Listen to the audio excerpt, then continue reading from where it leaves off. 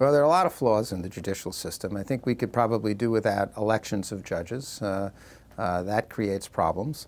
I think that we could do a lot more to educate the judiciary in terms of scientific evidence. We have a real problem there. It's increasingly, scientific evidence is becoming important in a whole host of cases, not just criminal cases. And it's important that we have a certain level of scientific literacy in the judiciary, much less among lawyers. So I think those are two problems. It's like in all of our politics, money can make a real difference in corrupting the process of judicial elections. John Grisham has written a wonderful book about this called The Appeal.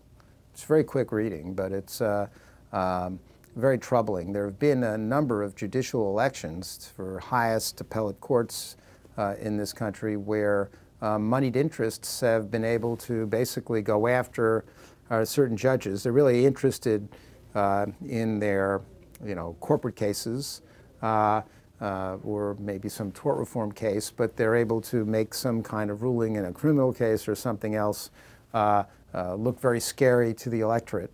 And all of a sudden, outside money comes into a state in an enormous amount, and some campaign is run and judges are defeated. Happened to a fabulous judge in Wisconsin. It's happened all across the country. And the most famous instance is one that the United States Supreme Court looked into in West Virginia, involving the Massey Coal Company. And that was the coal company where we had that terrible accident in the mines recently, where the head of that coal company put an enormous amount of money into the judicial election for the West Virginia Supreme Court.